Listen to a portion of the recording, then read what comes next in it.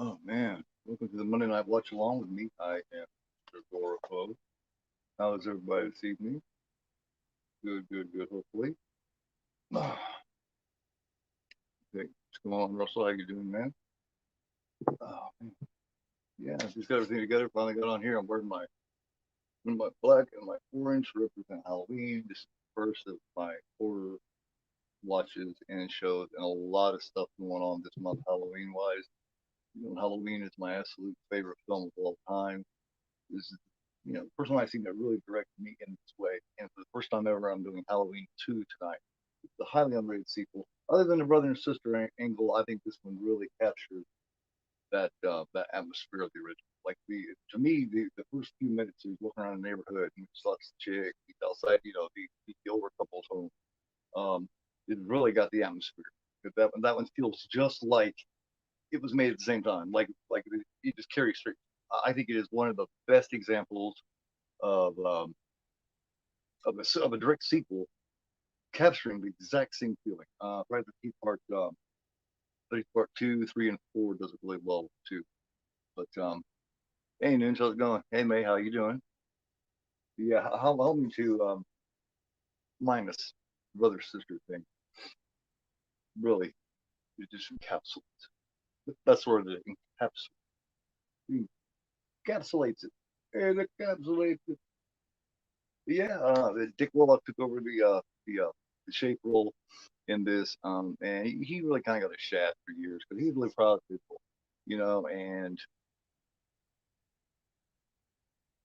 years later, when they made the documentary and discussed it, Deborah Hill kind of put him down for the way he walked around kind of robotically and all this kind of stuff, which really pissed him off because he's talked about it in several interviews, and he said, "Man, she was there through the shoot. She seen the whole thing shot, and not once did she ever mention it to me. So how was he supposed to know? You know?" And it's something he's really proud of. So I thought that was kind of fucked up to shoot him down like that. Um, this will be off of the Screen Factory 4K. Of course, I also, as far as Halloween 2 goes, I've also got Screen Factory release with the Split Tape. This was the very first release from Screen Factory. Shop Factory's been around, but this was the very first release Screen Factory ever did. First collector's edition, like that first collector's edition. Like, their first ever collector's edition on Screen Factory. And then this is first 4K transfer. No 4K Blu-ray, but like 4K transfer. That besides that cover this steelbook. Awesome. But, yeah. Um, Carpenter was going to direct it. Well, when they wanted him to. He wasn't going to. They wanted him to. He really had like he didn't want to write. You know what I mean? It took, he's very very famous in saying that a 6 pack a night and a typewriter race. And if you look at it, this is made in '81. Look, The Empire Strikes Back came out in 1980, right? Hey Ed, how you doing, man? Um, Empire Strikes Back comes out in 1980, right? And then you got the Luke dying. I that had to, you know what I mean? I just wonder if that was sitting in the back of Carpenter's mind there. Because basically, listen, anytime you signed on to do a sequel and you have to sit there, you get yourself a 6 pack and you got to sit there and think, well, what the hell should we write about? Maybe you shouldn't be writing it. So we're actually lucky we got as good a sequel as we did, because it could have been really bad. I mean, it could have been fucking terrible. Be honest.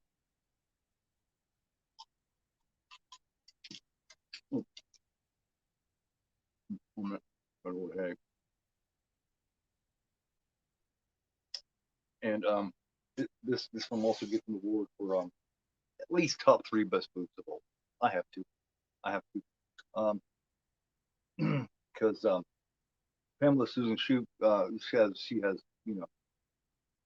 really beautiful set of real natural breasts. You just can't beat that, man. You can't beat that. I always had great respect for natural, beautiful breasts. You know, Anybody can pay for a set. You know what I mean? I don't mind paying for myself a set so I can play with. No,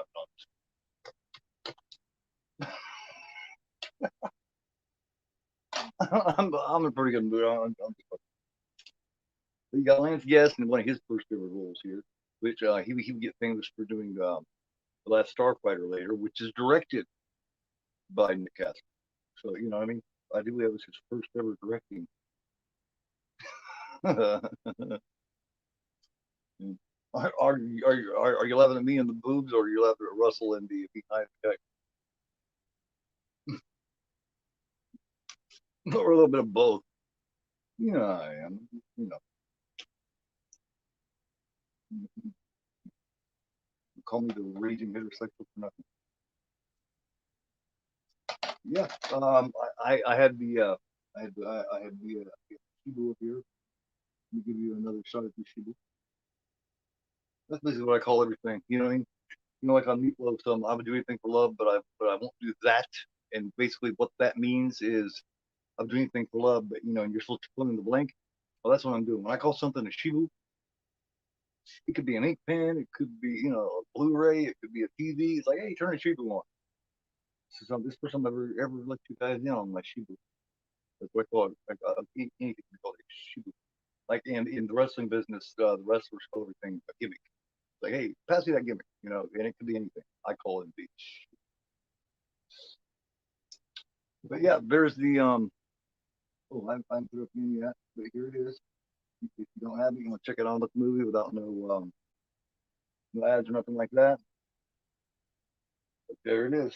Let me know when everybody's ready to go. We will go. Yeah.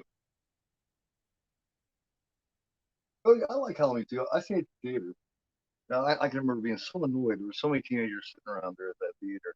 Like the part with the eyes, she gets shot in the eyes, the eyes are bleeding, the tears are coming down. And this girl sitting out just the way goes, it was this giggly group of teenagers. You know how they are when they go to the theater. They were like, a boyfriend, a girlfriend type thing. At least two couples there, right? And when I heard someone go, oh, he's crying, and they're giggling and shit. It's like, because I was like, let me see, I was 8 years old and when I'm seeing this movie. And I was annoyed, man. I just wanted my Michael Myers, man. I didn't want to hear. I ended up going 3 times to see it. So, and then I turned away from it for a while. I really didn't, because look, such a thing I'm under as I got older. But here lately, I'm into a little more. As a matter of fact, I just got this. I actually got me a horse shirt from Walmart, which is something I never do. It's always quite ragged or stuff. But this was like $8.96, so I got it. You've already started. No, no, can't do that. You can't start without me. I'm the watch along guy. I'm leading the watch along, Russell. What are you doing, man? You can't start without the watch along guy. You All right, well, see, man, some of these 5 minutes.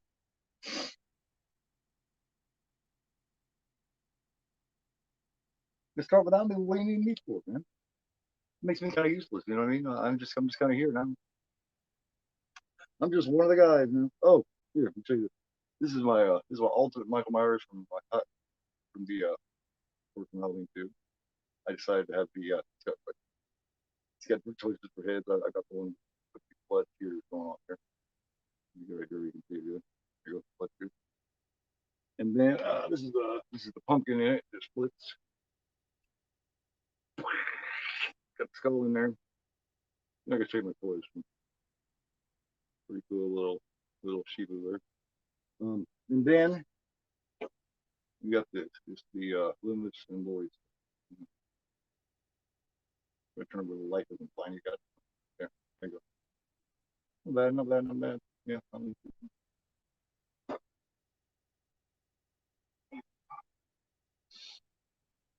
me know when you're ready.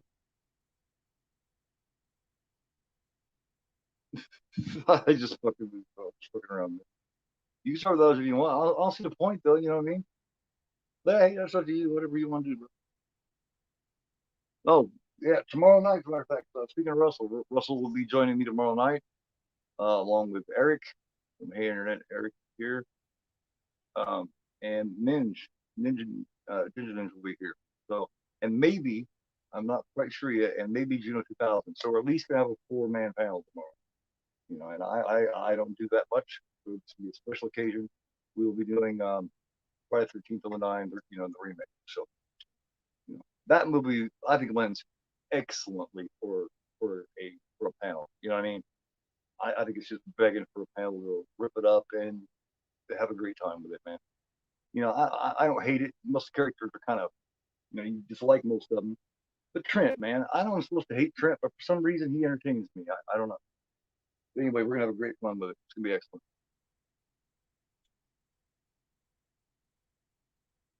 Oh, right. Well, yeah, love to do it.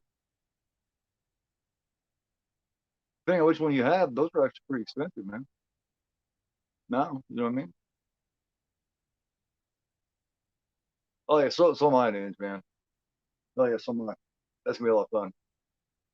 Gino really loves that film, I guess, man.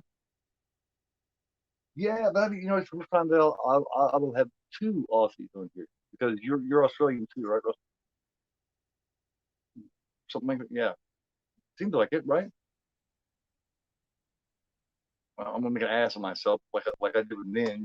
For some reason, I thought it was British, and that's typical. That's typical dumbass American shit, right? You know, I felt like so stupid, and I was like, you know, so and he's like, no, I'm actually an Aussie, and you know, and I was like, oh shit, I'm sorry, man, because you know, I know the New Zealanders and the Australians, depending on the person, they get kind of they take kind of personally if you mix them up, like you know, you refer to a New Zealander as being Australian. Oh, I'm Australian. I'm from New Zealand. You know, it's like, sorry, man. But we have different dialects here in America too. Like, listen to the way I talk. I live in Indiana, and then you got JT over in New York, and he's like, "Hey, how you doing?" You know, I mean, he's got that. You know, he's got the Rocky type twist to it. But you know, every place you go, you get on Florida, it's a little different. Like between here and Florida, like here you got like what I talk. But then you get right below us, Kentucky and Tennessee. You know, and then you know, which is you know a lot more country. And then you get down to like Georgia and Florida, and it's you know, and then it changes again. And then you go over to York or like on the West Coast, like California, shit is completely different. It's weird. Oh, British, okay, okay. That's why I asked, making sure, man. Okay, so that's cool, man. We're gonna have everybody covered here, man. Just about all we need is a couple more races or whatever, man, and we'll have everybody represented here. You know what I mean? That's cool, man. I didn't know that. Lives in New Zealand. I don't blame her. I wouldn't mind living in New Zealand or Australia or some places like you know Indiana. I think. So see, we're gonna have Australia represented. We're gonna have um, born in Germany but British represented. Um, if um, if Long joins us or well Juno joins us, we'll have the Spanish represented, and we'll you know and then we'll have me and Eric. You know, Bender's me and Eric. You know. Just a couple of just a couple of white American guys. You know, we need a couple more ethnic groups and we'd be covered, man, tomorrow night. But yeah, that'll be fun. That's fun. All right, she is ready. Oh, you was adopted 10 weeks old. Wow. By like a British couple or was it like a German couple that was coming?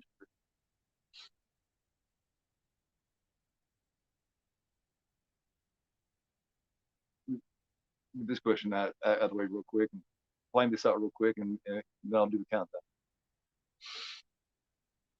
Yeah, was it like a British couple that was over there and brought back to Britain, or was it a German couple that was going to Britain?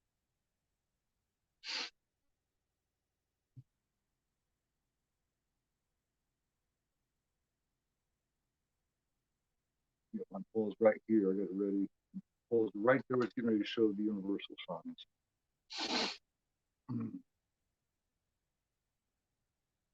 British men. Oh, and they were over in Germany and adopted.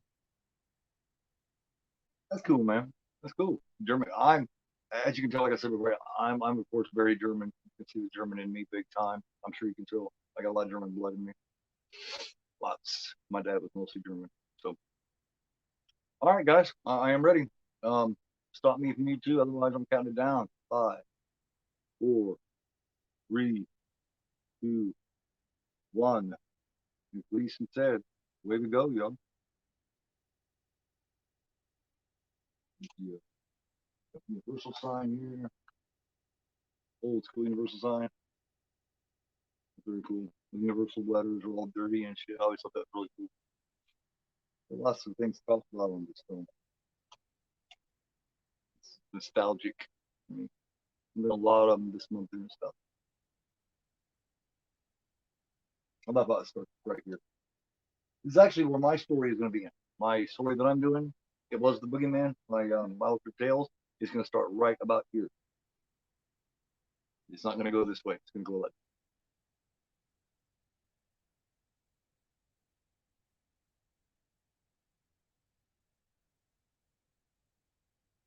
I understood why they reshot the very end part of this part. You know what I mean? Why they haven't fallen off the front now?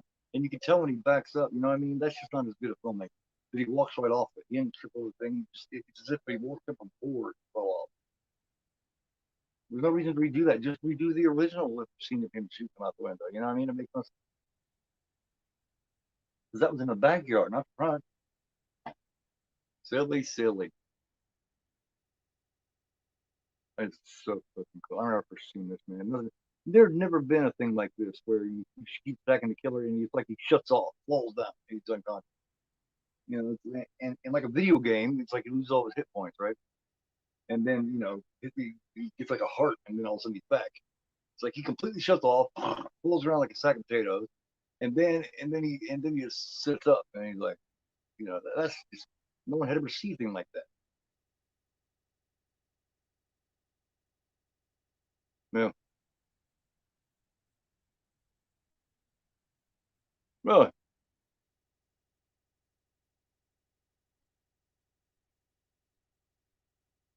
Now I can't wait to present my version of this to everybody.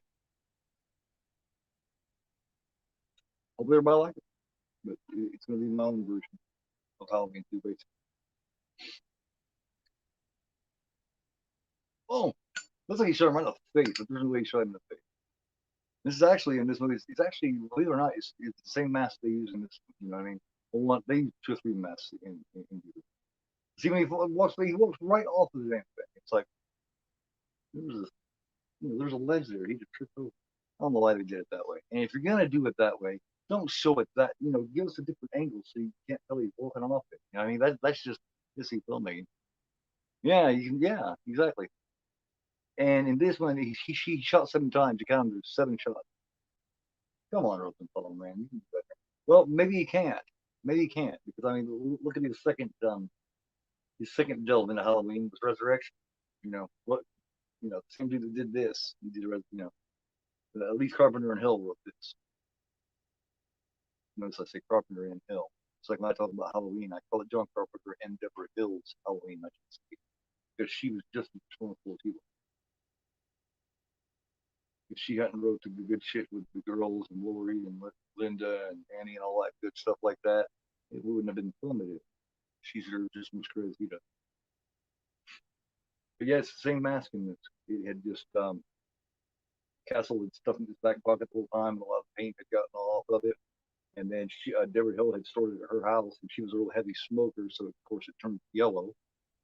That's why it looks a little different. It fits his head a little different. It fits Warwick's head a little differently. What's going on here? Call the police. Everybody shot him. Who? He's still on the loose. Joke. I've been trick or treated to death tonight. You don't know what death is. Really good beginning to it, though. All right. All righty, man. I I smoke a lot of ganja. But I shot him 6 times. I shot him 6 times. Yeah, yeah. Good stuff, man. This really is an underrated sequel. It really is. So much better than 2018. I mean, even with the brothers.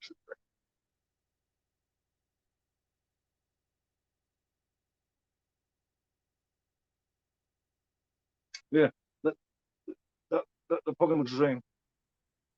All right, he's getting closer to the screen.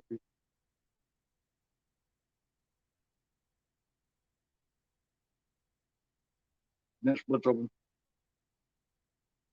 Something I didn't expect much in it. Just didn't get the skull in there.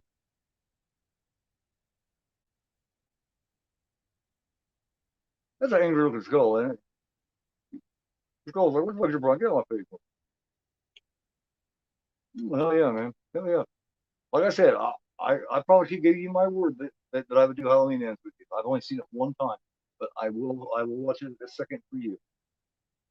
Like I cannot leave that whole misunderstanding.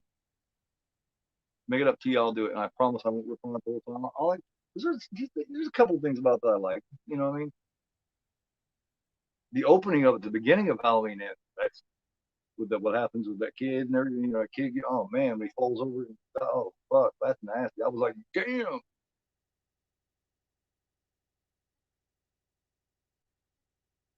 But I will do that with you if you ever want to. Just let me know.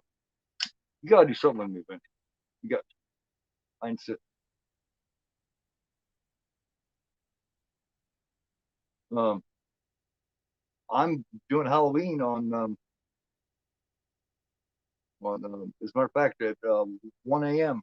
on the 31st.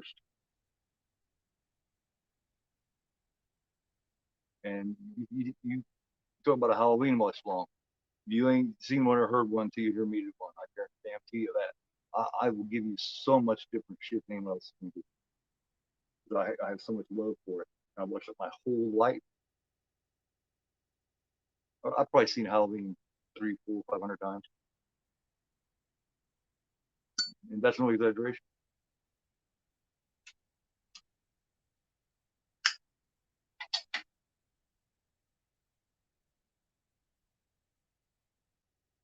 You know, funny, even though Carpenter Hill had to force themselves to write this and it took a six pack and they really didn't know what to do, they still ended up doing a pretty damn good job writing it. You know, considering some of the shit, some of the sequels that came after it. You know, and directed by someone I don't think is a very good director at all. Now this right here, when this opens up and the credits ends, and he's walking through here, this feels and looks just like the original album. I mean, it feels just like it. You can hear him breathe. It shows, point of view he's watching. I love this dog because the dog's barking at him. He's barking, but he's not really looking at it. You know, those big dogs will do that shit. They'll be barking at you, but they're kind of looking over here. Really odd. See, he's looking at the side over here. I wonder if it's the rest of the camera people he's barking at. It's funny how they got him to bark on cue because he wasn't barking before. All of a sudden he started barking. Like, okay, bark, bark, Fido. Woof, woof, woof. I shot him 6 times. What? I shot him 6 times. I shot him in the heart. He still knows his daughter's dead. Once he told him about where it was at, and Brackett finds out where this is at, right? Because he hears over the radio where the ambulance is going, where the other cops are going, right across the street and right to the house where his daughter was babysitting. And it takes him all this time to realize. I've been like, no, wait a minute, that's where my daughter was supposed to be babysitting. What do you mean that's where it happened?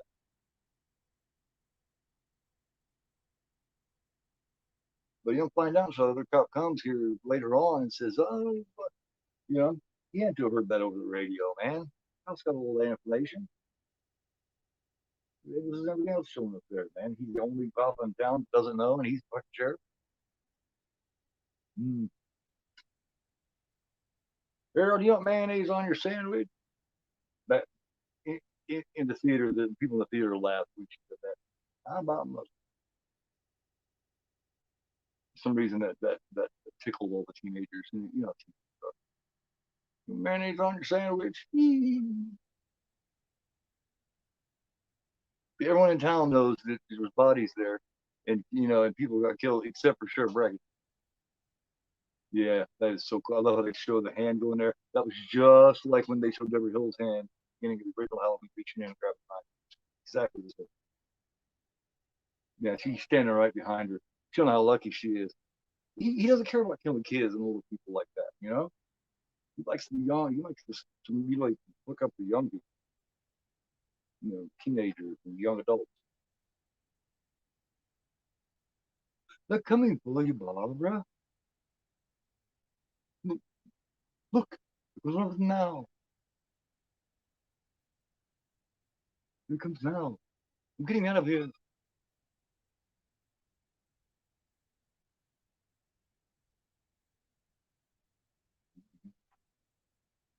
Yeah, yeah, yeah, yeah. Hell yeah. Coke made some money off that shit. Bullshit. Of those old glass bottles, man. Those are cool as hell. When I was a kid and shit, they were all those glass 16-ounce bottles. You know, top open the bottle and nothing like a nice, really cold, like right before it freezes, cold bottle of Pepsi, Dr. Pepper. So, God, it's so good. Now this girl here,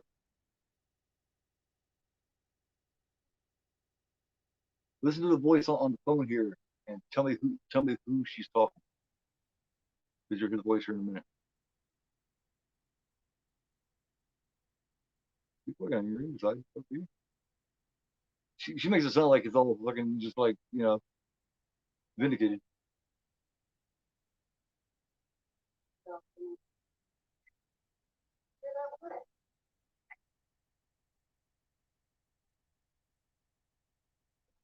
That's Nancy Loomis talking to her on the phone.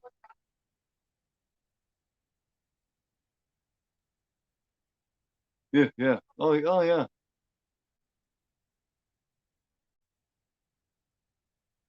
Now, speaking of that album, The Night Ranger, Russell, people always talk about Sister Christian,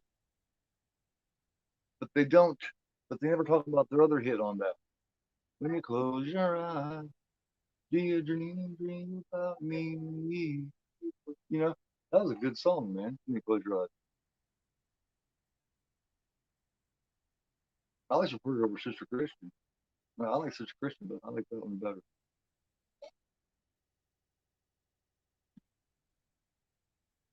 THC Jericho.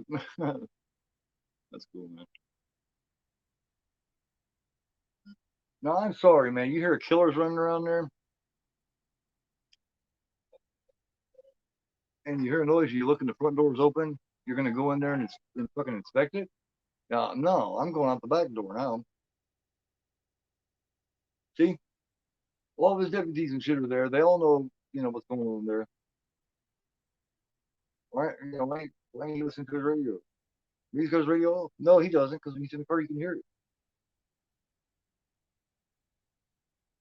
Just little things like that, you know what I'm saying?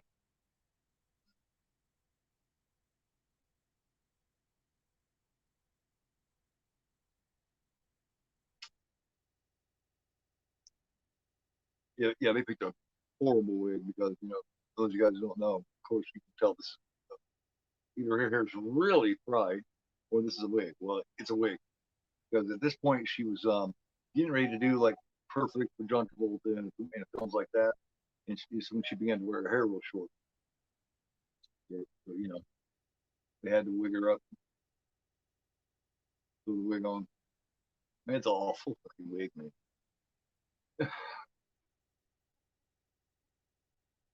It's bad, bad, bad, bad.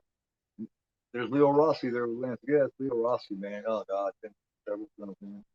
River's Edge, The Accused. We talking about The Accused here tonight. Leo Rossi's in there. He's one of the ones cheering on the assault.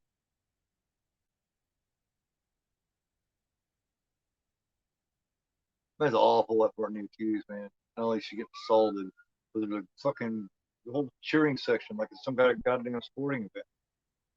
It's just terrible, man. People are so awful.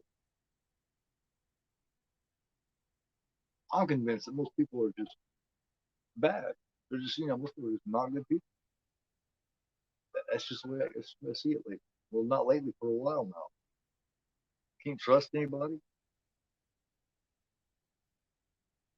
Now this is a good piece of information. This part right here, where the little boy, which is the little boy that played Andy, of course, in Fog, he's got the razor blade in his lip. There's a lot of things going on with this here. First of all, this was supposed to be in the anthology, Halloween anthology series they wanted to do. This was going to be one of the first stories.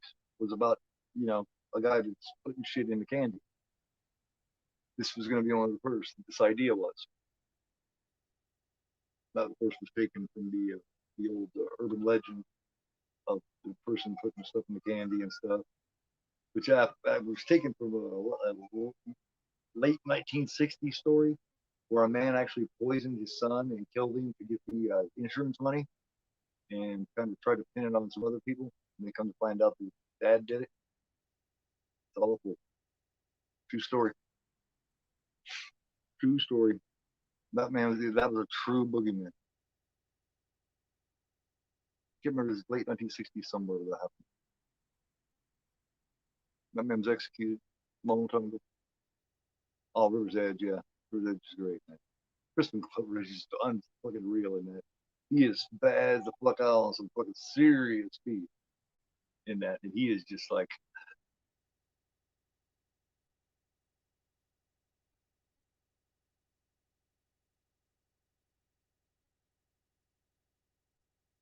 John, know how to do it all by ourselves. Get going, any of you.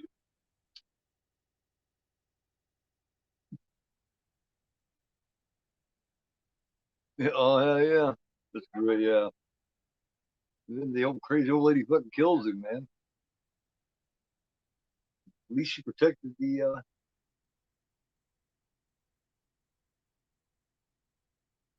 at least she protected the, kids and shit. Took it in his apple pie, damn. That's what the doctors came for a party, so he's half drunk. But I think this woman here, the head nurse there, Mrs. Alves, played by Gloria Gifford, the black lady. I think she's really pretty. She might be one of the prettiest women in the show. Her and Tony Moore are the short hair, the blonde headed one, when he gets stabbed in the back and lifted up. Yeah, probably the two prettiest. She's got something about her, really pretty.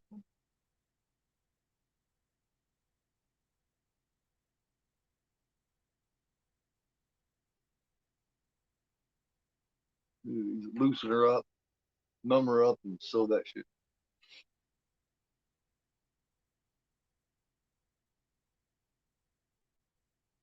He just mumbles down. It's about 3 minutes.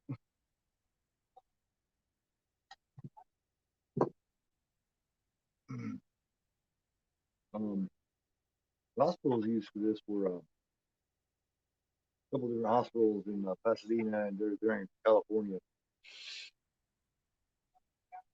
Yeah, yeah. The Kid with the Razor Blade. That was one of the original ideas for the Halloween anthology series they wanted to do back then. Maybe we focused on that.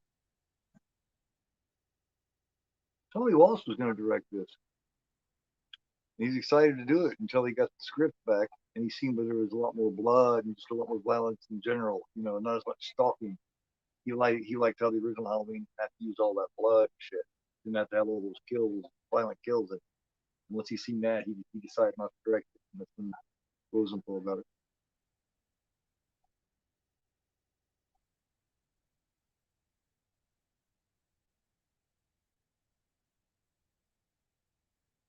They actually considered shooting this in 3D, but the budget didn't allow it. Imagine Halloween 2 in 3D. That'd be odd. There's really nothing lends to 3D. You know what I mean? They'd have to change, the screenplay around for that. And he's not even sure, and you know what I mean? Because all he sees is that white face. I don't think he's seen the color or the hair or nothing because that was all in the dark. And this cop is flying out through there. What the fuck, dude? Your police department is absolutely terrible. There's no way that should have happened. He hits this kid and rams him into a fucking van and he explodes. I mean, that's just, this cop's not only losing his job, but goddamn, man. There should be a lawsuit. There should be, this guy may should go to jail for a minute. Yeah, that's just terrible, man. It's like, dude, what the fuck are you doing? Now he finds out.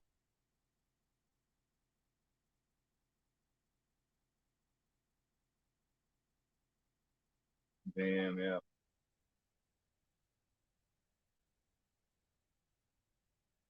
Terrible, terrible. This the budget's only about 2.5 million, and they gross here in the U.S. They gross 25 million. Just 25 million here, so not as big. Didn't hit as big as the first one, but pretty good profit.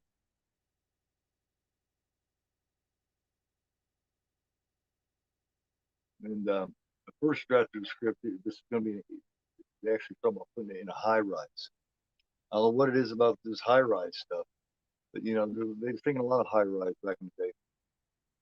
They finally did it in Poltergeist 3, but they decided to do it straight and take it straight from the end of the original and put it in the hospital.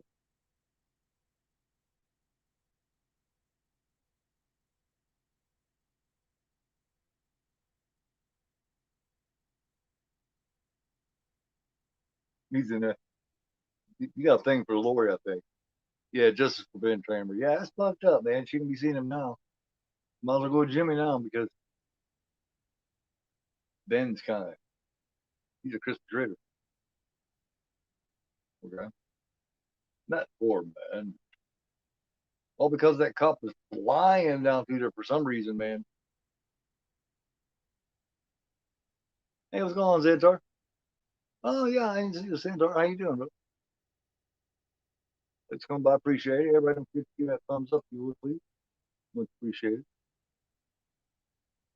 Yeah, you a fan, Xantar? Yeah. See, one play Mrs. I, she's really pretty. So, you can I can tell a lot better if her hair was down, but you can just tell she's got some natural beauty.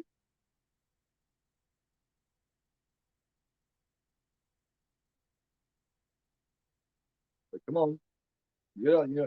She's like, damn, I was fine, man. I was talking to Jimmy. I was fine. Now I'm back here alone by myself. Shit, you ran out. Now I got some. We got anybody in here that read the uh the book of Halloween 2, done by Dennis Etchison? Well, in the book, this lady here, blonde, the poor lady that's saying talk to some kids and are you need permission from the parents to do it and get it anyway. Well, that woman in the book, while she's doing all this, Michael sneaks and gets into her trunk of her car.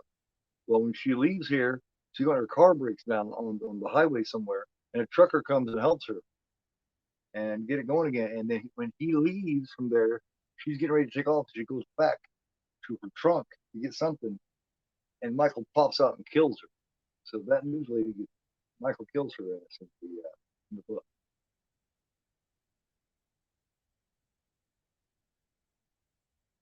That'd be horrible, man.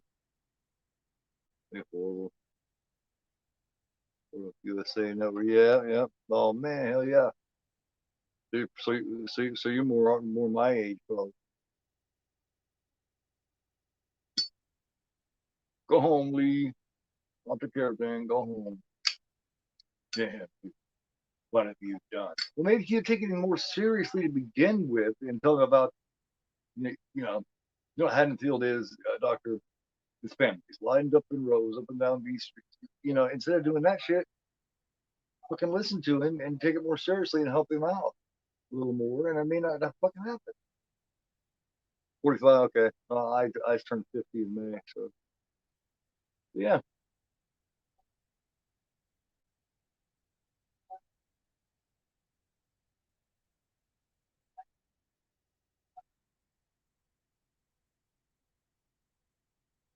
Multi-human.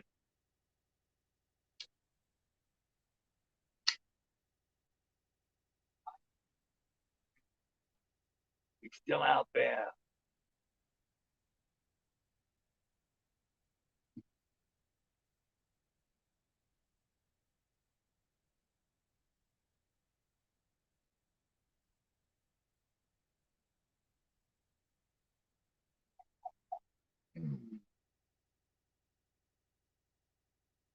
Your timestamp for you kicks my needs it. We'll get 24 almost 25 minutes. About 25 minutes. timestamp. That boy right there with the boombox walking, that's let me see, it's Lance Warlock. It's actually Dick Warlock's son. Um, and in the shot when he bumps into Michael Myers was actually one of the first ones that was directed by Carpenter. Carpenter did 3 days worth of reshoots on it because he wasn't happy with what Rosenthal had done. There she is across the way there. You got Pamela Susan Shoop here. And then across the way, you got the chick from Prom Night, played by Anna Marie Martin. She played what's her name, the asshole leader in Prom Night, the one that yeah.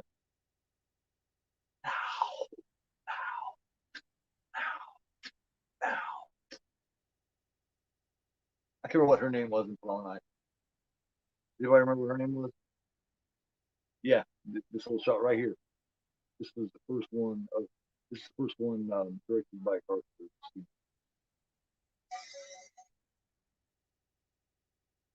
There he is.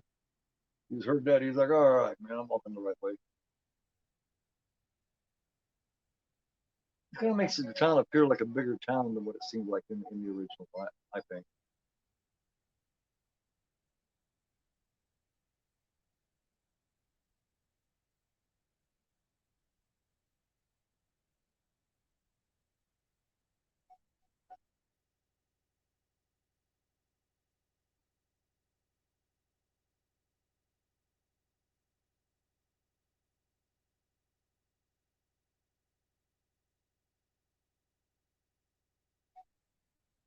It's the last time we see Charles Cypher bracket. Yeah, he's done.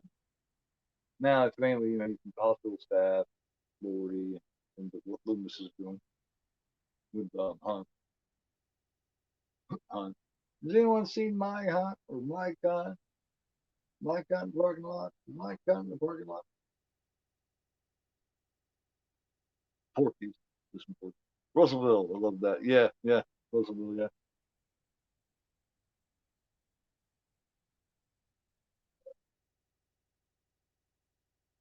Yeah, you're talking about shit, something about Orange Grove, Orange Grove shit. But that's actually the name of the street that the Doyle, the Wallace house was on. That was the name of the road, the street was on.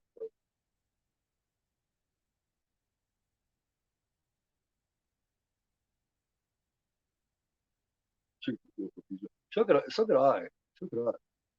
Yeah, onions, peppers. Oh man, that'd be good. That sounds good. Yeah, yeah, that mirror shot was good. That was nice. That had a Hitchcockian feel to it too. You know what I mean?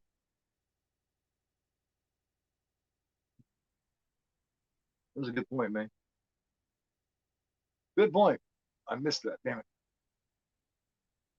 Maybe I'm losing my touch. Maybe it's time for me to retire. Maybe time for me just hanging up, retire. Not to hang it up.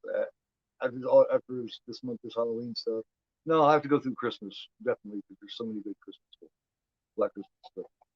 Maybe after Christmas I'll have to retire. Start to get names and I got. I think I got some Dane Remage up here from all my concussions, shit from wrestling, and all my partying and substance use when I was younger. There gets to the point where I can't remember stuff at all. Like, there's no way I'm gonna do this because I'm not gonna make an asshole out of myself right now, not knowing shit. Mm. You don't think I should retire?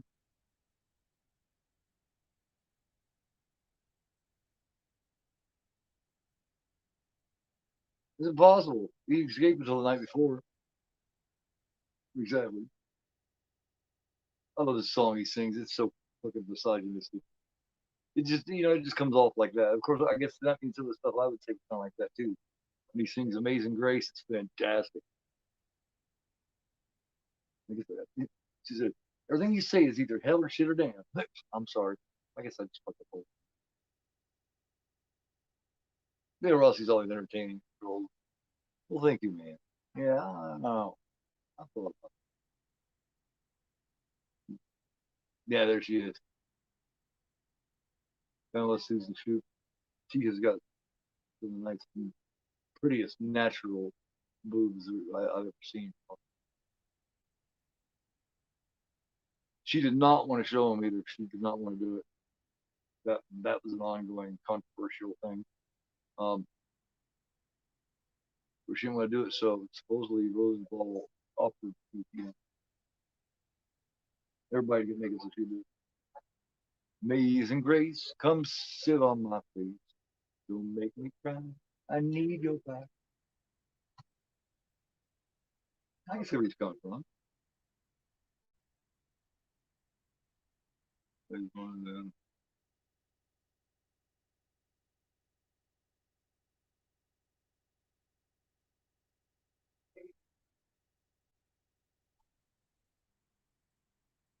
Listen to old Bud. Bud, smoking Bud. I remember Bud's his real name, or that's what they call it. Never really found that out. He sits right there in the fucking hospital break room, smoking pot. Um, obviously, it was a little while back, and obviously it's a small town hospital. Basically, do whatever you want. I mean, look, later on, he hooks up time in a hot tub where him and the nurse is supposed to be responsible for these newborns and these babies, just goes down the hot tub and starts fucking the fucking ambulance driver. Right after she gets her ass reamed by Mrs. Owl for being late again. Like, you wouldn't keep your job long being late to your job as a nurse, just fucking just showing up because you're giving your buddies a ride home from a party. That's terrible. You notice how empty this fucking hospital is? Like, is there any fucking patients here? So besides all them damn babies? Yeah, she's whipping her ass here. See, she's pretty as fuck, man. She's pretty. I always thought so.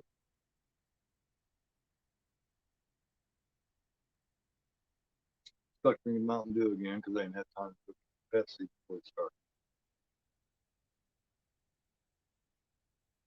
Making it fucking. Guess when she finds out it's Michael Myers, it's that Michael Myers. What the fuck do you mean, Michael Myers? You mean that little boy that killed his sister?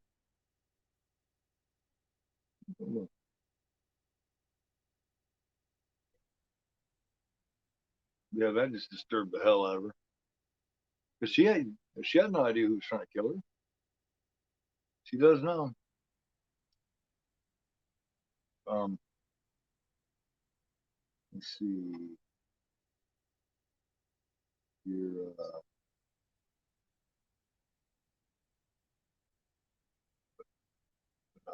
Orange Road, Jeep. But yeah, pretty much covered a lot of stuff that I wanted to cover, a lot of facts I want to talk about. And I can just do commentary on. No, you won't. He's like, man, don't stop him coming in here, man. He's the only one I gotta talk to, man. Besides, he's cute, you know. It's like, let him in here, let him in here. What you talking about? Being an asshole, trying to get over your parents. It's like every fucking parent in town is at this party, right? You can't get a hold of any of them. Linda and Bob's family still, they still have no clue. Until Bob's mom and dad finds out he was fucking stabbed through a door and treated like a fucking butterfly. Like, wow, that's pretty cool. No, I think Michael was really thinking when he stabbed him through the door because he holds him up there, right? And then the one stab to the abdomen, and he just dies within like seconds. Right after he'd been upstairs having sex for just a few seconds. So what Michael's really thinking is, man, this guy does everything quick. You know, he has, he has sex really quick. He dies really quick. He's just a quick guy. Yeah, Bob looks kind of pathetic. Not quite as pathetic as Judith's boyfriend in the beginning, but still kind of pathetic. Come on, man. I know you're 17, but dude, come. I know Linda's cute and all. Control yourself, fella. when you should be learning how to control that. Not getting in real quick and being like, oh, thank you very much.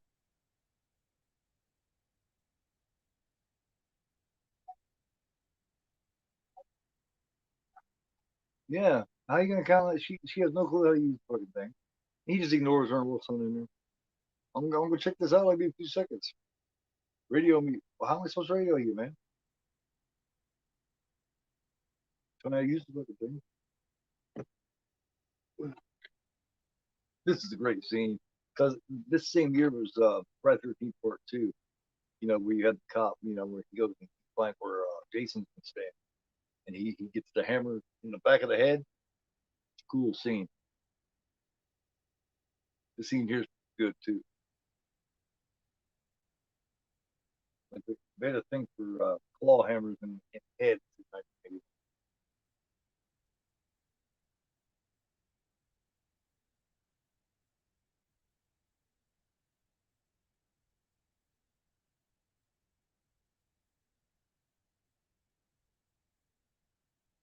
And he ain't no actual cop. This guy's just fucking just a security guard. You know what I mean? Just, yeah, that cat just says, yeah, yeah. They have a thing with the cats jumping out in that TV. Yeah, because at the beginning of Friday the 13th Part 2, the cat jumps through the window at Alice. You know, time for claw hammers and kitty cats. All the tropes are represented.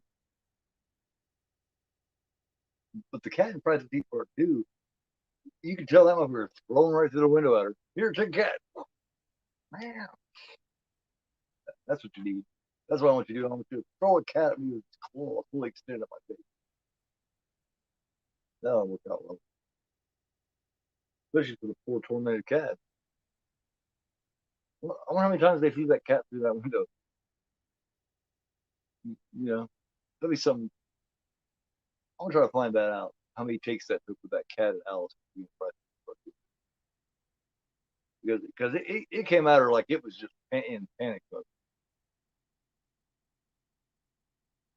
So I wonder if this cat was tossed through there 5, 10, 15 times, maybe.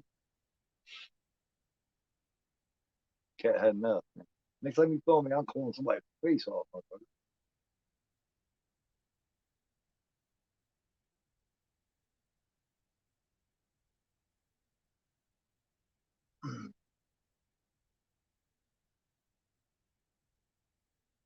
He wouldn't turn on that lamp like he wasn't sure it was going to come along.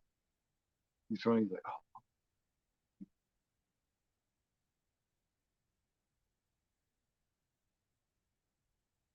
all them tools that could be used to fuck somebody up. Why don't Michael choose the scalpel? Why you don't, you know, why didn't he keep, first of all, why didn't he keep the knife he killed the girl with in the house? You know, he should have kept that knife.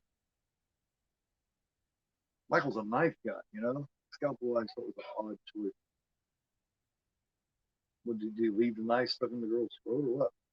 Because he don't cut her throat, he stabs him.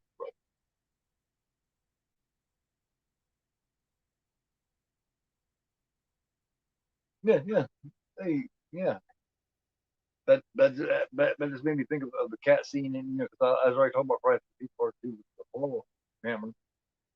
Um, you know, and then she mentioned that, and at the end, the cat in both these two, just flying out at him for some unknown reason. All fucking busted open. Yeah, I'm not sure if it's busted open, man. It's just open. May have found the keys there in that office area there. And unlock all of them. But he's basically doing this and unlocking them, leaving them hang there, setting this guy up. Setting him up to get him distracted. You know he's not in there, dude. All those boxes were in there.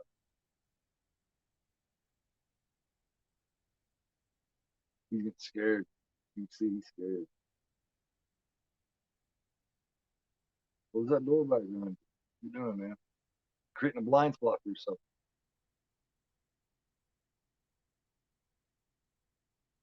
Yeah, yeah, yeah.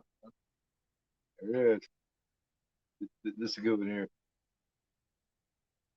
Yeah, okay. Everybody here, all right.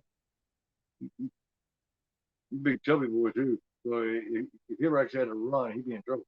There it is. It's a great ever see. Oh yes, tink. The good old iron meeting the skull sound. Tink. Yeah, she wasn't bullshitting. She really does not eat. Hello, click, click, click, click. Hello. 40 minutes in.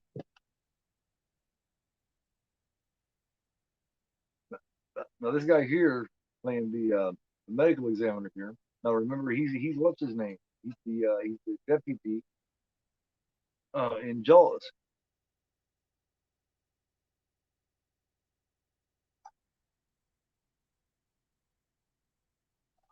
I can't remember what his name was. He was Sheriff Brody's deputy in Jaws and Jaws 2. He just closed it up. Well, you're going back out. Open it back up.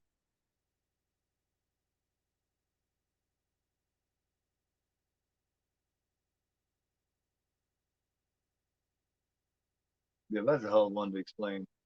Why did your fucking cop mow down a kid in the middle of the street and smash him into a van?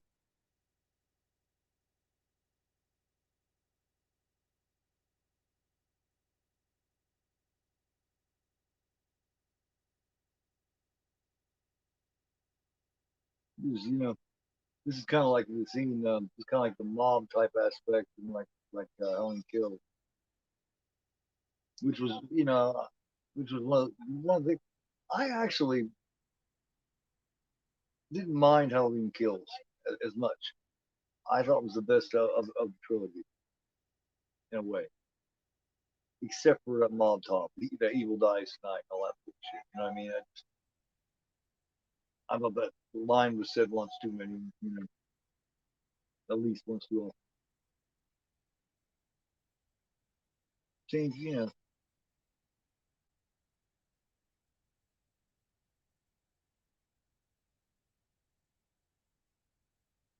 nah, somebody get rid of it. You're playing in the background. Empty.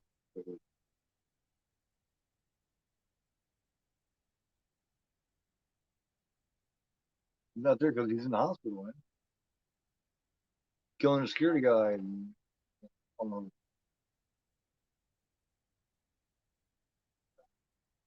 I don't know why he takes the cigarette because I don't think, yeah, it's awake. Yeah, it's awake. Slaughtered members of the tribe. Yeah, 15 years. Obviously,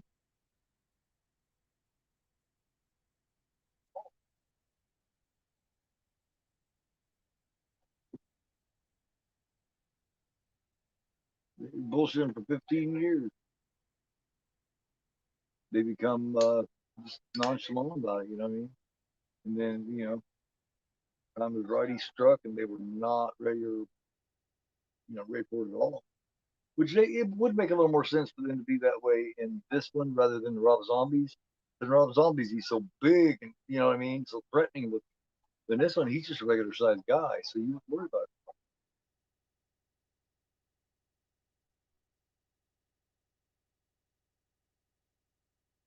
That one boy, the one on the right, was talking to him. I know him. God, what was he in? What was that kid in? Oh, I have to figure that out too. I'm gonna figure that out. That kid looks really much. I'm watching extra close now. There must be patience because when alarm goes off, and she goes to the room to check on him, she's not surprised. So they're obviously not alone in there. They just, I guess it's just so late, that, in hospital, smaller town hospital. It's an awful big hospital for a tiny town, right?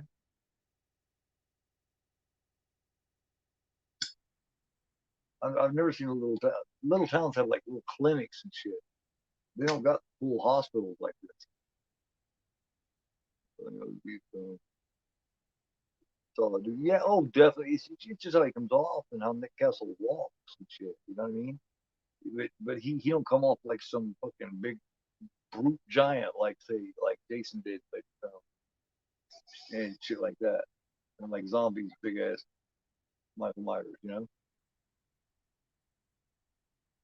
Yeah, in a way, it made him more threatening being smaller like that because he was, you know, the judge a book, don't judge a book by its cover type aspect. You know, much creepier. I, but you love me. Yeah, and I'm an idiot. Yeah, and I'm an idiot.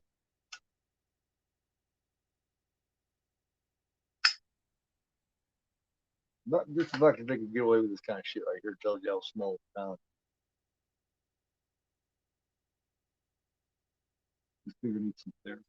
Yeah, yeah, I bet you do got a finger with some therapy, motherfucker. Can't blame it. I mean, you know what I'm saying? Hot tub scene, hell yeah. That's where we see those fucking beautiful bosoms. She didn't want to show. I'm glad that they talked her into it. It's really fantastic. It's all right, names, man. You got tomorrow off, and we'll be kicking some fucking ass, man, on Friday 13th. I haven't seen that remake in a while. I've been holding off on it so we can do this, on this panel. Maybe we'll do a thing, and we'll make some time for after the film so we can actually discuss it. Yeah, if everybody's got time. Do you guys got time to do like maybe a half hour or so after the film's over? Kind of discuss it and what we thought about this and that. Maybe give it a rating or whatever. That sounds like fun. Sounds like a good time. To me, anyway. What do you guys think? If you guys got the extra half hour or 45 minutes or whatever after to talk about it? Yep. I know it. I know you hear me. And I appreciate you. We're starting to tie in the brother sister thing, like she's having dreams, she's having memories. At the age she is here, she should remember it, it seems like. Yeah, you think that we should stick around and discuss the film and stuff after it tomorrow? So do I.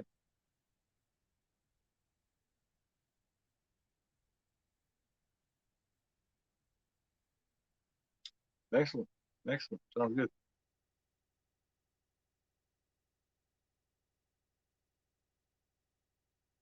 It don't look quite as bad when when it's in a dark room and shit. It's not quite as bad. But when it was all lit up, it looked bad. Like it's red and shit. Why the fuck did they give her a red wig? He said this water, they had the bubbles going. He said Leo Ross said this water was actually really cold. Here we go. Here we go. Timestamp on the booze scene is going to be about 49 to 50 minutes into the film. Yeah. Here we go. These are real, my friend. These are real. Cannot top the set of real, natural, beautiful booze. Just about the perfect size, you know what I mean? Not too big, not too little. Because she's cold too. You have to look on her face like, God damn, cold.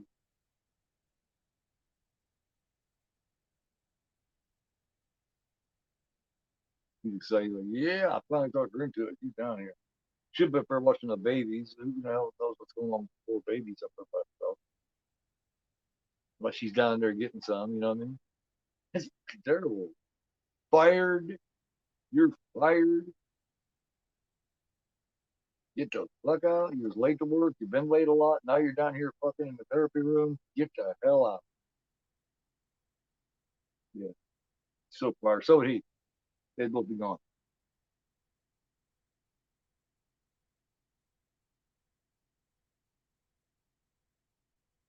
You go check cold out there. It can get cold in here. Point taken. Point taken. I will check it out. Yeah. Not too much to ask. It's really not, you know. Risking your job and giving it all up to you there at work, man. You can at least go check the water. Now this here, Dick Warlock wanted to be really careful with the actors. You know, he didn't want to hurt them. So on this here, him and Leo Rossi discussed it, and when he gets him and takes him around and pulls him behind him here, he said he's gonna do 4 tugs. On the fourth tug, go limp, and then I'll put you down easy so you don't fall down and get hurt. So he said on the fourth one, just kind of drop and I'll get you down easy so you know nothing happens. So that's really cool. Dick Warlock seemed like a really nice guy.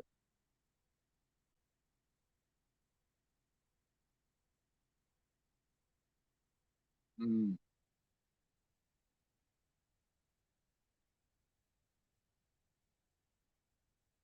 She kisses and sucks on his fingers and shit. I don't think she has any intention on getting back in the motherfucker. I think she's done already. She's already decided. Mm-hmm. See? That's fucked up too. Why even get down there and do all that? You know what I mean? Having check all that so you could say, well, forget it.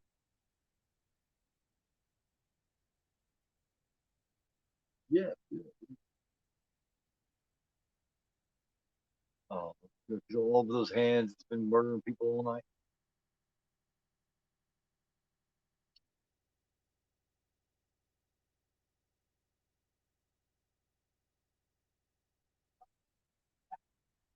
Oh man, he's turned up that water at times. He had time to get really. Oh man. Mm.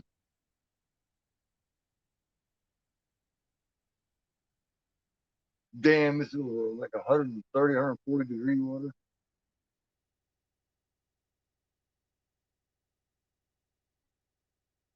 But a lot hotter than that now, even. Why would they even have a control where you can turn it up that high?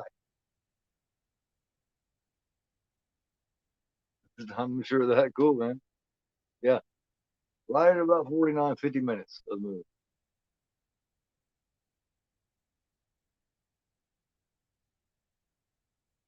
I don't know what made him go to the school. It was just a place he knew when he was a kid. Had some nostalgia, but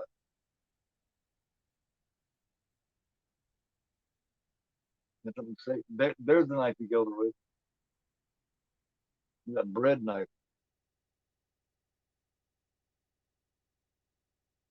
with the serrated, you know, so you got through it. Those knives nasty, man. They'll cut some shit, man. It's kind of like a saw, actually, with red knives. So,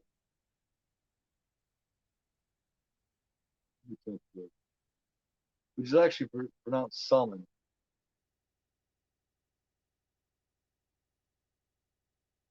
Hey, man, what's up?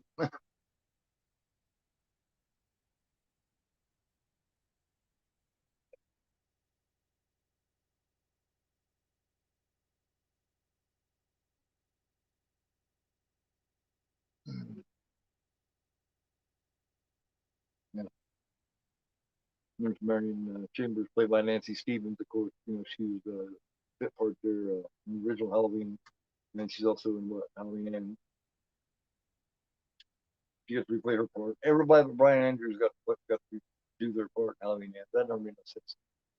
Why Anthony Michael Hall was playing Steve Pitt.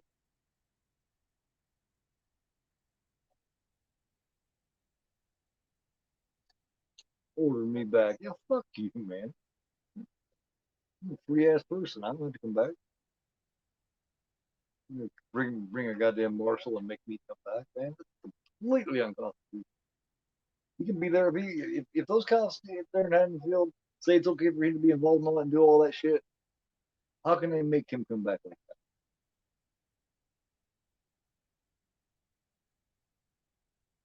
You found him for for a minute.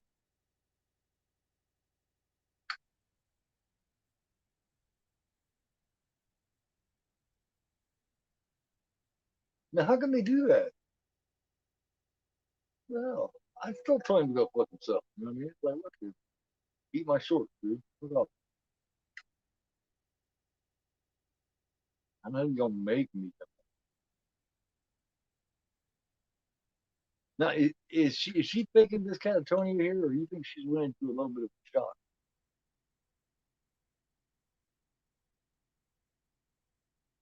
You think, of course, character wise, you think she's legitimately in like a shock right now? Or you think she's just playing it off so she can sort of get the fuck out of this room?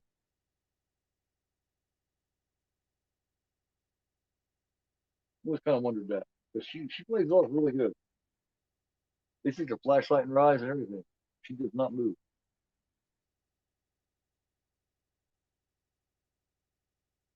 Well, I first seen this as an 8-year-old kid, and she's just laying there with her eyes open like that. I thought she was dead. I thought he'd already been there killed her. I was thinking, damn, that's anti-fanatic. Oh, this is cool. It's a cool thing.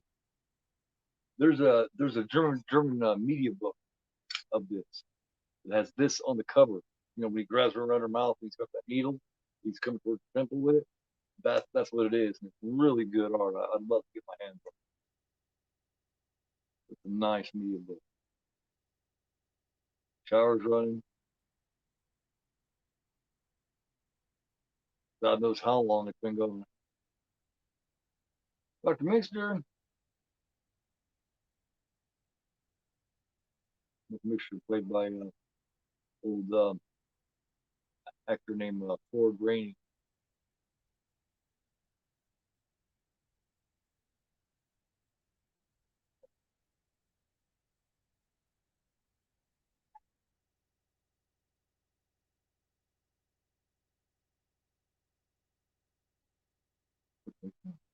He turned around and he's got the needle sticking out of his eye. Cool. So, wrong. Music kicks in. So, oh shit. And I love how they reused the fading him in the first one. There he is.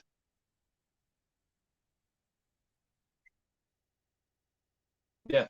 That this is the artwork on the yeah.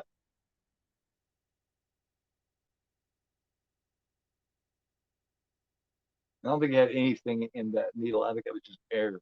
So that, oh man, I put about that. There's a lot of that shit, the cocking of the head and all that kind of shit. They, you know, did as well as a direct sequel. They just left out the other two. But it can be easily overlooked, even. You know what I mean? Hey, Austin, how you doing, brother? Thanks for joining, man.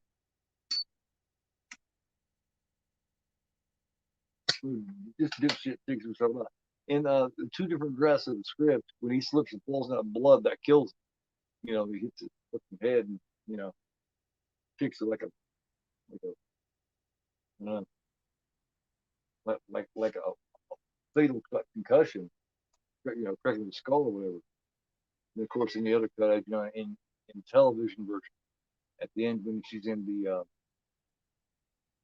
ambulance leaving, he just happens to sit up and he's still alive. Which I think that'd be the more likely. He took a hell of a concussion, but 9 times out of 10, maybe he probably would have survived that.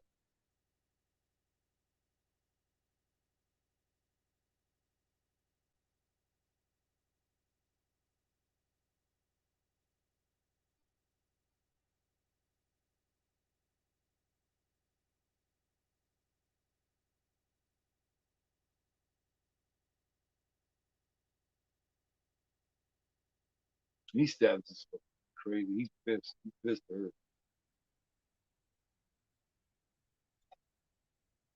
Like that's the most rage I've seen in up to this point. That was the most and he's just like turns. Like, all right, let's go. Even the mask looks kind of irritated there. You just see it in you just see it in somewhere.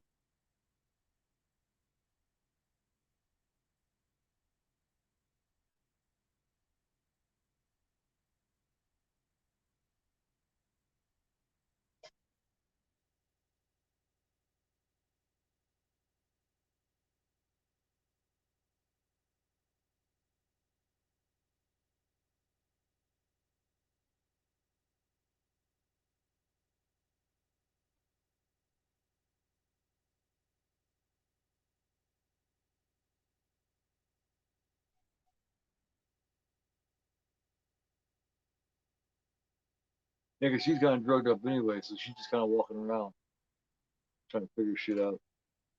She knew she didn't feel safe in her room. You know, they ain't caught him yet. You know, seeing everything all foggy and shit. That makes you wonder what the hell they gave her. Whatever it was definitely heavy.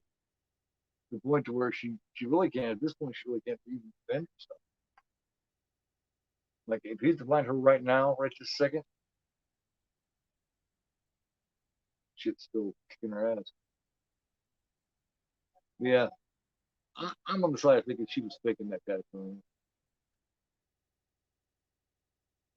It's debatable because I don't think she was just snapped out of it that quickly and just got it left.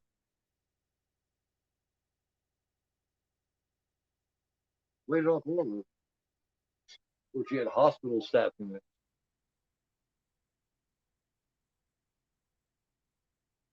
It's not easy. Yeah, that was creepy, man. Faded in the light, you know what I mean? They turned the light just perfectly. To where when she backed up so much, eventually he would start fading into the picture, just like they did in the original with Lori and him. That's always so effective. That's one thing I was afraid they was going to run with 4K transfer. I was afraid they wouldn't, you know, he wouldn't fade in right. But they did good. Timestamp 1 hour and 2 minutes, Austin. 62 minutes.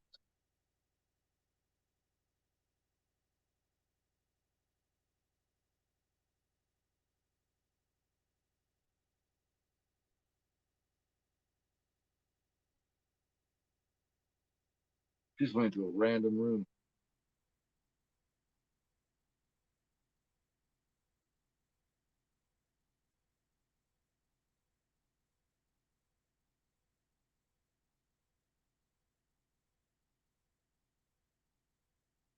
And then he takes him by the damn arm like he broke some laws and shit.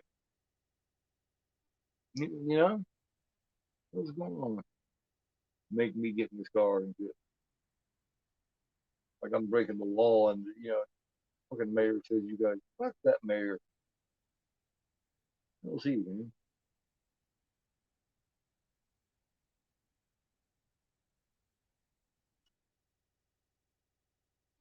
Tell that mayor to kiss my entire ass. Both cheeks. Yeah. Tony Moyer. She was pretty too. Oh hell yeah, it does all. Uh-oh.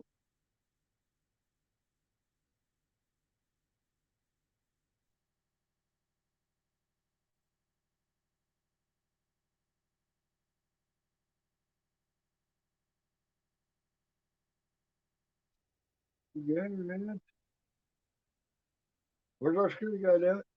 And, and then it shows, I love how it shows that. And then on camera, it shows her walking there the same way that he was walking in. Yeah. So, you know, he's right there. Nice jump. Little nice jump scare.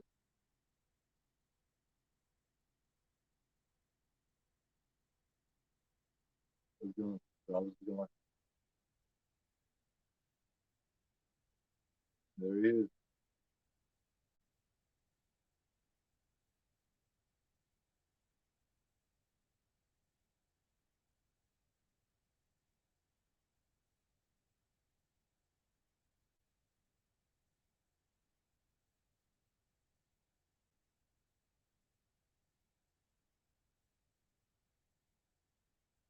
All she has to do is turn and look right there and she can see his silhouette.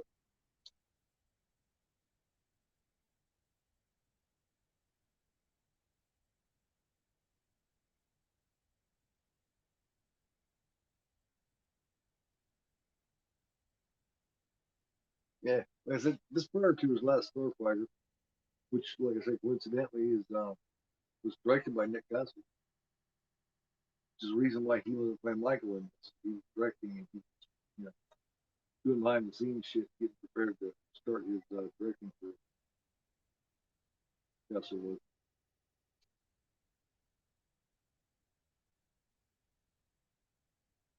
All the castle didn't do anything in this film. Like nothing.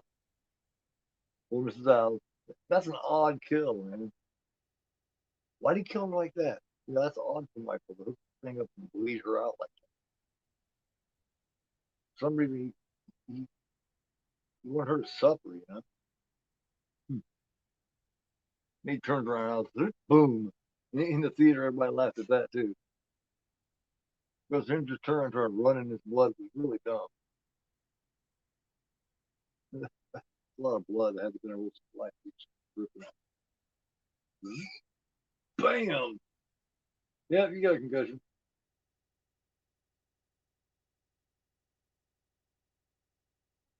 Oh, definitely, yeah. See, that's the shit that he did in these first two. They never captured right again in any in the in 4 and 5 and 6, and then in Resurrection or any of them, or even in the trilogy, they just did not capture that. He didn't do that shit. He didn't work in the background, watch it, listen. Hey, Jubug, how you doing, man? Thanks for coming. You having a good night? Just gonna turn around and see. Oh, she was the one. Okay.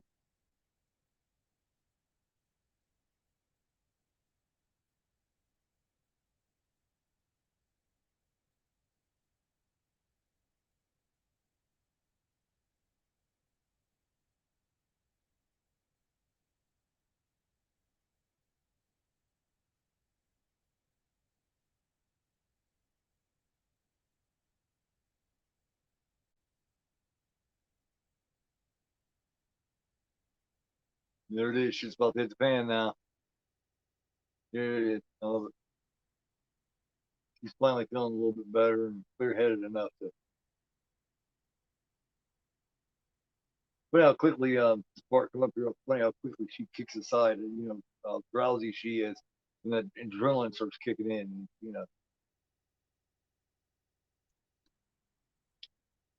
I don't think.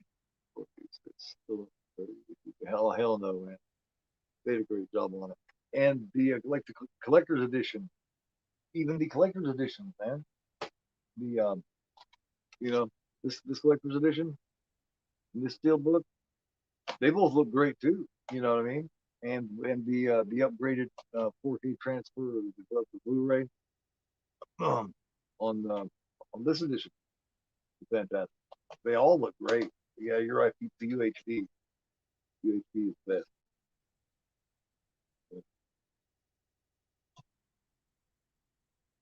There it is. This is what right here. You can really tell it's the same mask. That's what you can really tell.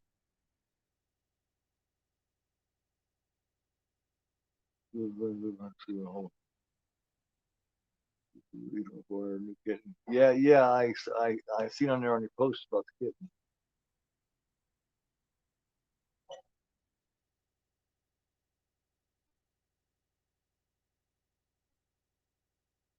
It's cool, man. Cat love, yep. What made him creepier on these, you know what I mean? Is he just, it doesn't matter how fast you're walking away, he just walks after you. He was the first one to do that shit too, like that.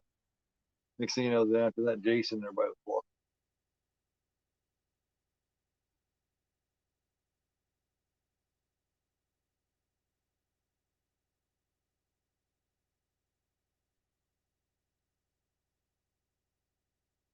It's a pretty iconic scene there with the low camera there, shooting Michael walking downstairs. Pretty cool scene. Oh yeah, Dolby Vision, Dolby Atmos, man, you can't beat it, man. She still had that screen though, didn't she? She got a pretty good screen. There you go. I've got you now, damn it. I'm sick of you. All the way to the point where she climbed through this window here. He's even with chopper feet. He don't care. He's going to get cut somewhere on her. Yeah, there's a lot more. It just comes off slower. You know what I mean?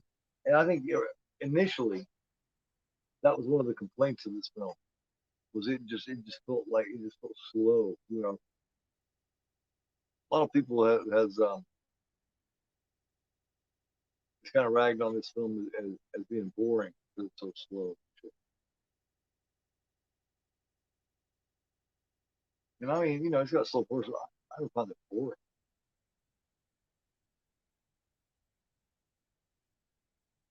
I I haven't seen the television cut very much. I see it maybe once or twice. But that was many years ago. Of course, that comes with the television cut. I might check it out because.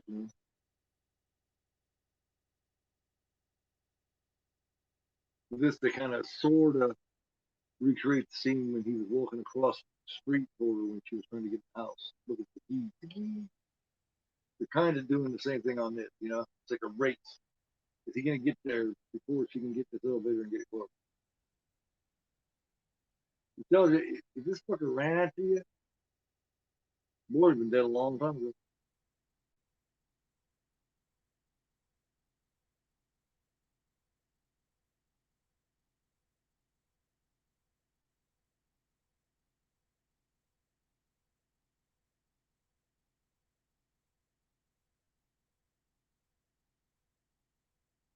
Running on that broken ass ankle. Yes. Oh, definitely. No, I haven't seen that yet. But yeah, the ending is different. Yeah, yeah. You got Jimmy for sure still alive. Because here this part here, she gets in this car. See, timestamp. 1 hour and 12.5 minutes. She gets in the car here, and then Jimmy comes back out, and he gets in the car and like he's getting ready to go, and he falls head first and hits the horn, lets everybody know where they're at, and then you kind of get the idea that he's dead, but no, he just took it back and cut, passed back up, and then at the very end, he's in the ambulance with her. Of course, he sets up and everything.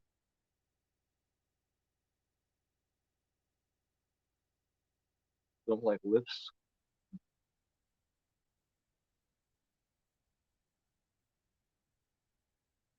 Here it is. Here's the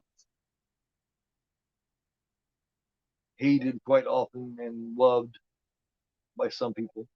The reveal of the brother sister thing.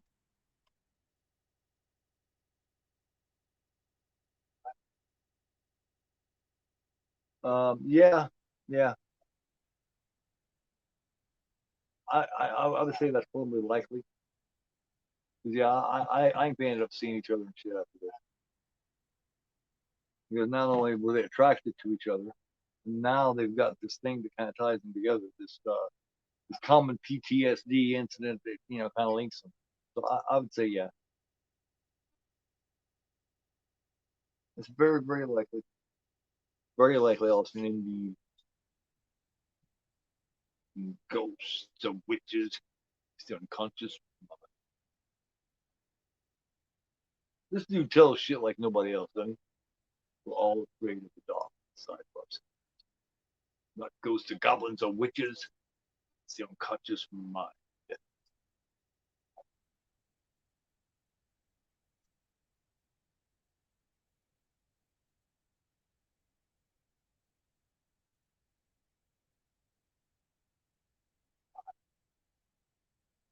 That's fucked up. He should have seen everything.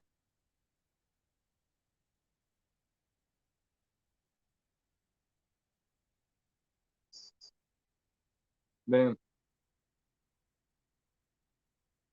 yeah. It could have definitely left that out. But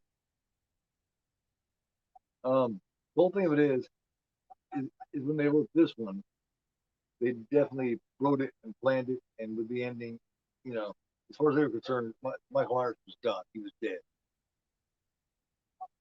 So I guess they figured putting the brother sister thing in there wouldn't be that big of a deal. And the only thing that made the brother sister angle such a big deal was it created the Halloween 4, 5 and 6 type shit, and the H2O and everything. And in my opinion, that's cool because I don't like any of it. H2O is okay. I don't like Resurrection. Um,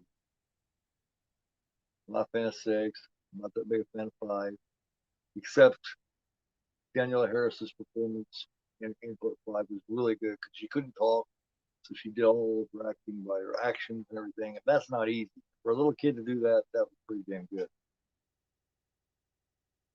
And Loomis, he's bat shit. He's completely unhinged by then.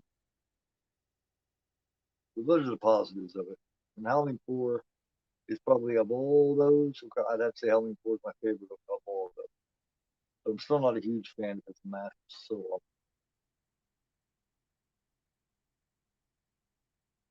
But I can watch it.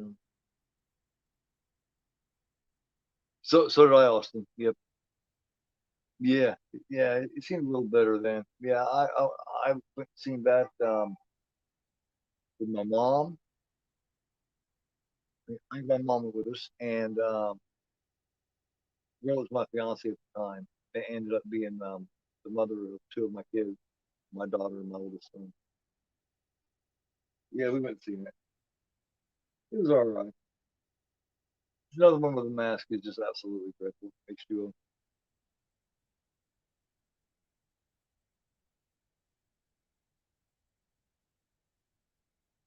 So have you guys heard of the new stuff going on, and they're already rebooting up the Halloween shit already. I think they should have waited a couple years, let people, because people are still coming off of that trilogy, and let the bad taste in people's mouth. They should have waited a couple years before they did that. Let people look forward to seeing him again. Right now, people's attitude toward him isn't very positive. That's why I was thinking about not even bringing my story out yet. I thought about waiting, thinking like maybe it's too soon. What's your guys' advice? Should I come out with my Halloween 2 story yet, the one that I wrote, and present it this Halloween like I planned? Or should I wait a little bit until people are wanting Michael Myers? Tell them they're a little more excited about it. What should I do? I don't want to release it at the right time. I don't want to bring it out at the right time and have people not even check it out because they're sick of Michael Myers.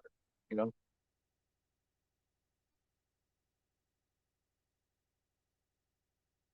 Well, mine's not going to have nothing to do with that. Mine's going to pick up at the end of the original Halloween movie, and I'm going to make my own Halloween too, like Pacific. And it's going to be a 3 part.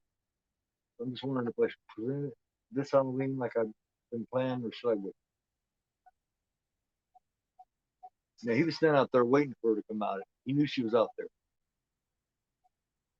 He knew she was out there between the honking of the horn and her pulling down and going, help me, please. Yeah, maybe wait. Yeah, maybe so. See what they do with this new shit they're doing with it. That really sucks, man. I should have released mine last year when I planned on doing it. I knew I should have. Yeah, I, I'm also to the point of agreeing with that. I'll maybe wait, make them because if they don't do anything with him for a little while, people will get excited and they'll want to see him again. That would be a perfect time. I love how he walks right through this fucking thing, man. Boom! He walks right through that fucking glass door. When I see it at the theater, people cheer when he walks through that motherfucker. We're at now we're in what is that? About an hour and 20 minutes. Lewis just looking 6 shots at him again.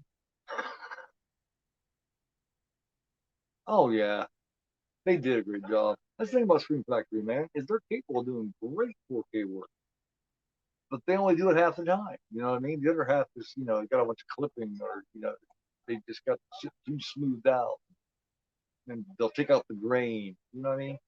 They're inconsistent. That's their problem, man. Dude, Austin, did you see that Vinegar Syndrome is releasing Mother's Day, the kick-ass slipcover, and that VHS. I got that VHS. It's sold out already. It's a Joe Bob. It's a Joe Bob theater thing. I got that one. It's sold. I got. Yeah, he's dead. No, he's still breathing. Okay. And then he gets down there, and he's like, "You asked for that, you dumb fuck."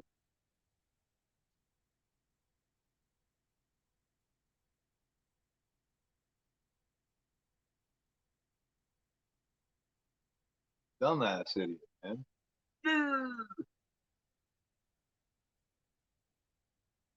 But in these films, if you didn't have at least some dumbass idiots, you wouldn't have very many victims, right? You wouldn't have very many kills. You gotta have some dipshits in there, especially to get killed. You know what I mean? Yes, it's on sale right now on the Vinegar Syndrome site,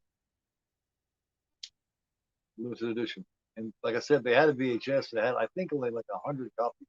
They only made like 100 copies, and it's VHS, and it's a very limited red VHS. And it also randomly they're putting in even more limited white VHS tapes in them. So randomly to put them in. So when you get it, you don't know whether you're gonna get the red or the white, but the white's even more limited.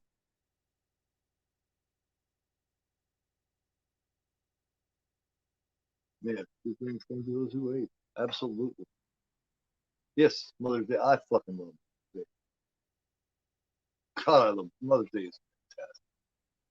But yeah, I got them. I got them. I'm one of the 100 they got to that VHS. I do collect what you do. I collect VHS. That one only limited to 100 and come on, that motherfucker's going to go. eBay is going to be, and limited to only one per person unless you made more accounts. So there's people that did that. So there'll be a lot of scalping on that. That fucker expensive. It cost me $48 altogether to get that, but it's going to be worth it. Of course, I'll never resell it. I never sell it. Never. And I hate scalping. So, but I'm glad to be one of only 100 to have. I think it was limited to 200. It might have been a couple hundred tops. There he is. I finally got you. Yeah, yeah, yeah. Come to a perfect ending in general. You should just end it all right here, man. I mean, you get blown the fuck up with Luke. Yeah, I love how this is all one night. She's a hell of a shot, man. I'm telling you, in a dark room, he perfectly in both eye holes. He's like, God damn you. What's your fucking problem? Why are you stabbing me with shit? Remember, she stabbed him with a knee needle first, and then she stabbed him with a wire hanger, and then she stabbed him with his own goddamn knife. And then he got shot 6 times. And then now he's got shot another 6 times. And now she blows his damn eyeball up. You're like, God, fuck you. I'm struggling to fucking fly through it. Yeah, yeah. This this was a much better ending to the Halloween. I like the fact that in this, she never finds out that supposedly she's his sister,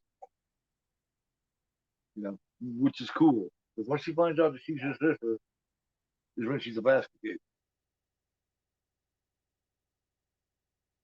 I don't know. We didn't take it in. Right, right, right. That's cool, man. You get yourself another kitty cat. You know what I mean? Look it, take care of it, bring it up, initiate it into the family. No, no, man, you can't watch them suffer. Totally unnecessary. Yeah.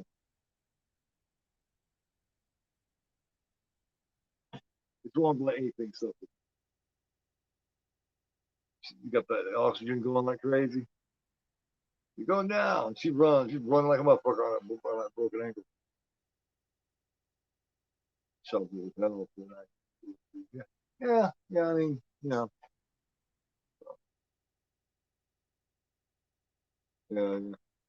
All black. Yeah. I'm wearing the black here, and then I got the orange fucking bandanas on the arm. I'm going totally Halloween. Thinking race runner, yeah. And you see behind me, that's my Halloween room. That's where I got all my Halloween collections. And here he comes. Yeah, that's this, which I think is a beautiful skill. Beautiful. Look at that. Look at that artwork, man. And if you see it full out, it's this. And there she is hiding behind the thing. Finally fell. I was like, damn. I seen this in the theater and he come walking back out through the fire. I was like, holy shit.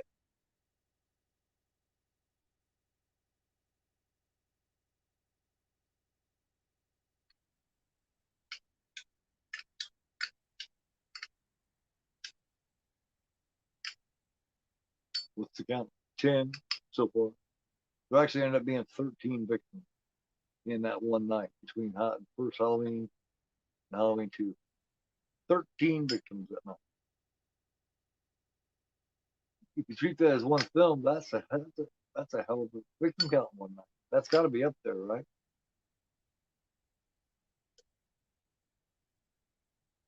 Yeah. Oh yeah, yeah. Oh yeah, because he wasn't too bundled up. Remember, traditionally you'd have him real bundled up, but that actually looked like Michael Myers walking out there. You know what I mean? So that took a lot of balls on that stuff, man.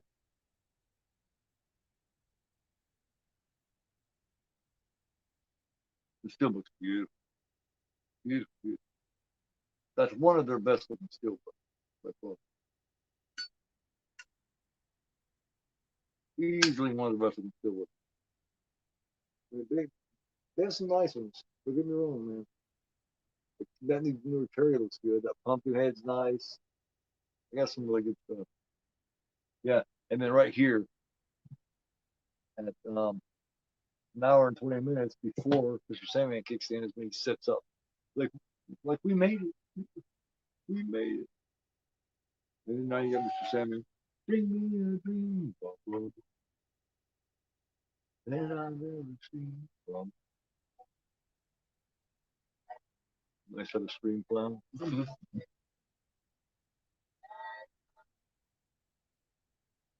Excellent. Boom, boom, boom, boom. Gotta let it run to the end of the Mr. Sandman.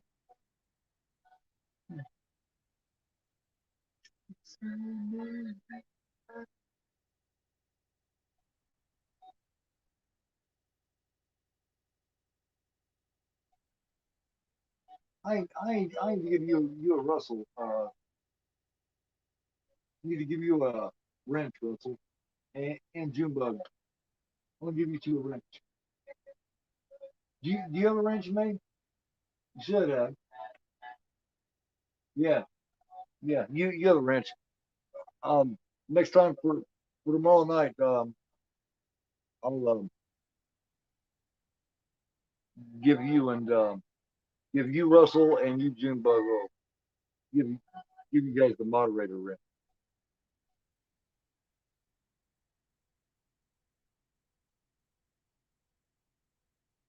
Cool. The Burning Man. I'm looking forward to doing that too. Classic sequel. Hell yeah, man. Hell yeah. Like I said, I've seen this at the theater 3 times, so it's fucking cool. Here, we get the light on here.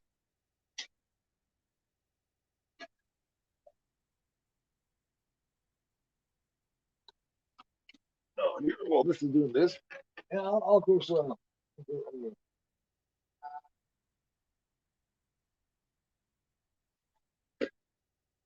please, please, please, bring us a dream.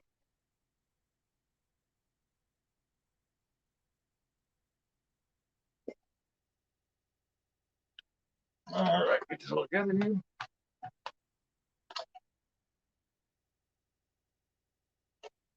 Oh man, hell yeah, man, badass. Here, I'll talk to you guys for a couple of minutes before I let you go. If that's all right. Put this away and shit like it's supposed to be and all that good stuff.